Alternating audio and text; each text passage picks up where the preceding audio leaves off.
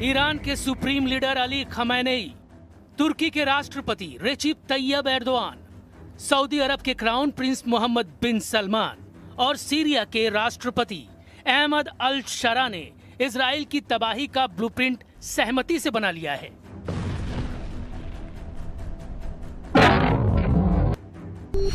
Israel के सबसे बड़े, सबसे कट्टर, सबसे ताकतवर दुश्मनों का ग्रुप बन गया है। ये सभी लीडर नेतन्याहू की टेंशन 100 गुना बढ़ाने जा रहे हैं। यानी अब हमास, हिजबुल्लाह, हुथी, शिया मिलिशिया जैसे लड़ाका ग्रुप नहीं, इजराइल को दुश्मन देश की सेनाओं से लोहा लेना पड़ सकता है।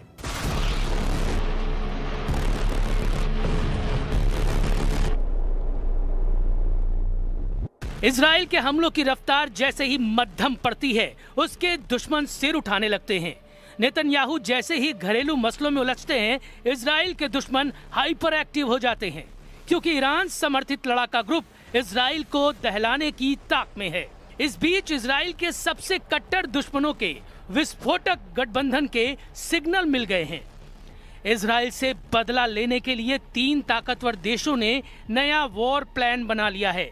नेतन्याहू से हिसाब बराबर करने के लिए ईरान ने ऐसा चक्रव्यूह तैयार किया है जिसकी काट प्रेसिडेंट ट्रंप के पास भी नहीं है, क्योंकि अब इजराइल के खिलाफ ईरान के साथ तुर्की ने हाथ मिला लिया है। इजराइल से टकराने के लिए सऊदी अरब ने ईरान तुर्की का गुट ज्वाइन कर लिया है।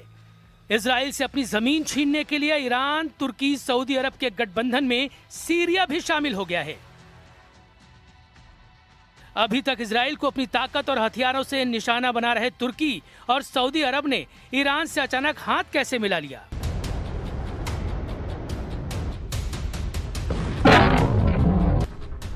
क्या एर्दोआन और प्रिंस सलमान में सब कुछ ठीक हो गया है? क्या मुस्लिम वर्ल्ड के खलीफा का मसला सुलझ गया है, या फिर इजराइल की किसी बड़ी तैयारी का पता उसके दुश्मनों को लगा है? खबर विस्फोटक है। खबर ने ट्रंप को अलर्ट कर दिया है। सुपर पावर ने इजराइल को बचाने के लिए मिशन भी शुरू कर दिया है, क्योंकि इजराइल बड़े संकट से सिर्फ कुछ दिन की दूरी पर है। उसे चौतरफा घेर कर सबक सिखाने का ऑपरेशन 4 हेडक्वार्टर से शुरू हो गया है। ईरान के विदेश मंत्रालय के प्रवक्ता इस्माइल बघाई ने इजराइल पर पश्चिम एशिया में युद्ध भड़काने के आरोप लगाए हैं। ईरान ने फिलिस्तीन, लेबनान और सीरिया में इजराइल के हमलों को एक तरफा युद्ध बताया है। ईरान ने दावा किया है इजराइल ने युद्ध समझौते की सभी शर्तों की धज्जियां उड़ा रखी हैं। اسرائیلی به هیچ وعده و قولی وفادار نیست. صرفاً از این فرصت استفاده کرده برای حملات بیشتر علیه لبنان، برای ترور شخصیت‌های لبنانی، برای کشتن شهروندان لبنانی. رژیم صهیونیستی ईरान अचानक ही हमलावर नहीं हुआ है।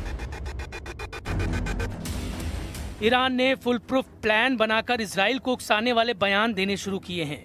ईरान ने इजराइल के साथ ही अमेरिका को भी ग्लोबल थ्रेट बता डाला है। نه تنها امنیت و ثبات کشورهای پیرامونی بلکه توسعه و رفاه اقتصادی شهروندان اون کشورها را هدف قرار داده.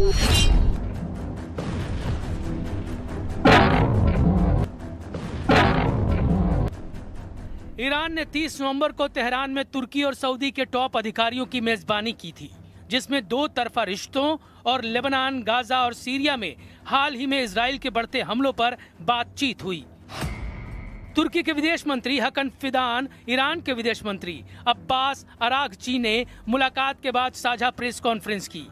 इसी दिन सऊदी अरब के राजनीतिक मामलों के डिप्टी विदेश मंत्री सऊद अल सती तेहरान ने अरागची से मुलाकात की थी। बैठक के बाद तुर्की और ईरान ने इजराइल को लेबनान और सीरिया में हमले बंद करने की चेतावनी जारी की। نقض مکرر آتش‌بس در غزه و حملات اخیر رژیم صهیونیستی به لبنان و سوریه نشان می‌دهد که این رژیم نقشه‌های بزرگتری برای بی‌ثبات کردن منطقه دارد. وظیفه کشورهای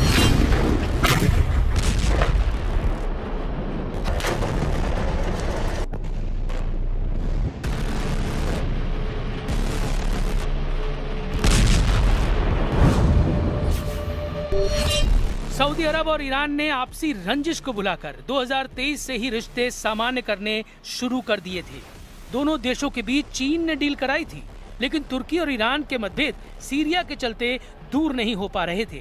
हालांकि सीरिया में इजराइल के बढ़ते दबदबे को देखते हुए एर्दोआन ने भी सऊदी ईरान गुट का दामन थाम लिया है। इसके बाद अब ईरान फ्रंट फुट पर आकर ट्रंप को चैलेंज दे रहा है। ईरान ने गाजा के लिए ट्रंप के यूएनएससी प्रस्ताव को खारिज कर दिया है, जिस पर सऊदी अरब ने तुर्की और कई दूसरे इलाकों के देशों के साथ साइन कर रखे हैं। ईरान ने फिर से दोहराया है कि वो हिजबुल्लाह का समर्थन करता रहेगा, साथ ही लड़ाका ग्रुप की सुरक्षा के लिए उसके हथियारों को जरूरी मानेगा। ईरानी मीडिया रिपोर्ट्स के मुताबिक इजराइल सीरिया में हमलों की रफ्तार बढ़ाने जा रहा है। नेतन्याहू मिलिट्री एक्शन का बहाना बनाकर सीरिया के बड़े हिस्से पर कंट्रोल चाहते हैं। पीएम नेतन्याहू ये बता चुके हैं कि सीरिया में इजराइल बफर जोन बनाएगा। बफर जोन कहां से कहां तक होगा, इसे उन्हीं से सुन लीजिए। טרוריסטים בפעולות עוינות נגדנו, להגן על בעלי בריתנו הדרוזים ולהבטיח שמדינת ישראל תהיה פתוחה מהתקפה קרקעית ואחרת מהאזורים צמודים. नेतन्याहू के लिए बफर जोन की अहमियत इसी से समझिए कि वो कई बार शेख पहाड़ का दौरा कर चुके हैं। सीरिया की ऊंची चोटी को इजराइल में माउंट हेरमोन कहा जाता है। सीरिया में शेख के पहाड़ पर पहुंचकर नेतन्याहू बताते हैं अपना सीरिया पर कब्जे वाला बड़ा प्लान। नेतन्याहू ने क्या बताया, उससे पहले सीरिया में इस शेख के पहाड़ के बारे में कुछ जान लीजिए। सीरिया में शेख का पहाड़ सीरिया और लेबनान के बीच में 150 किलोमीटर पर्वत श्रृंखला का हिस्सा है।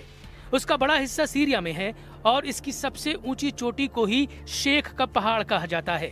इसकी ऊंचाई 2814 मीटर है। यह पर्वत श्रृंखला दक्षिण में सीरिया की गोलान की पहाड़ियों से मिलती है, जहां इस वक्त बड़े हिस्से पर इजराइल ने कब्जा किया हुआ है।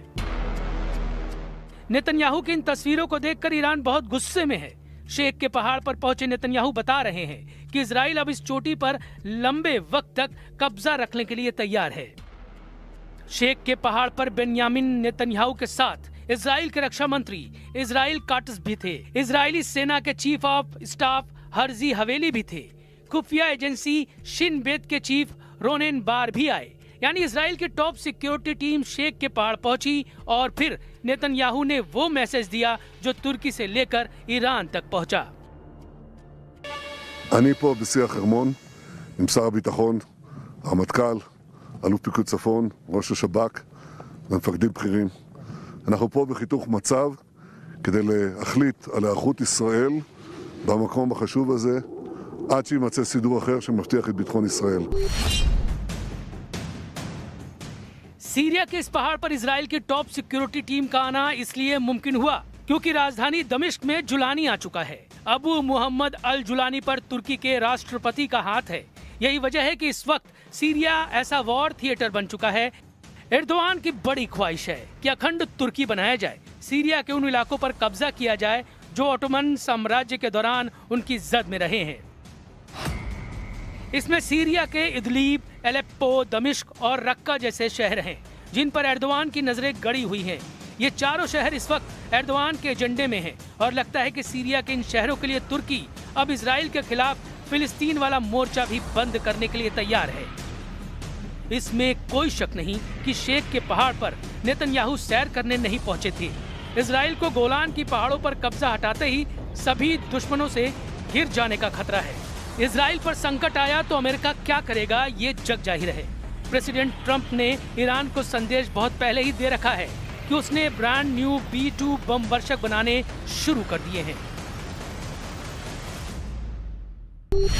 And they did it in the dark of night with no moon, no light, no nothing. Early in the morning they attacked. You couldn't see a thing, and every single bomb hit its mark. Every single bomb. The Atomic Energy Commission said it was total obliteration. Remember when some of the fake news tried to say, well, maybe it wasn't as bad. Well, it was much worse than anybody thought. And I want to thank those pilots and all of the mechanics and all of the people that serviced and worked on the B-2 bombers. Israel तब तक अजेय है जब तक America साथ है। Israel तब तक बेखौफ है जब तक ट्रंप का साथ है। लेकिन ट्रंप के लिए मुश्किल ये है, नए इजराइल विरोधी गठबंधन में सऊदी अरब और तुर्की शामिल हैं। ये दोनों अमेरिका के पार्टनर कहे जाते हैं। ऐसे में ट्रंप के लिए इजराइल का बराबर साथ दे पाना मुश्किल लग रहा है। मुमकिन है ट्रंप सिर्फ ईरान को दहलाकर क्लियर मैसेज दें, जैसा उन्होंने फोर्दो और नतांज में B-2 बॉम्बर से धमाका कर किया था।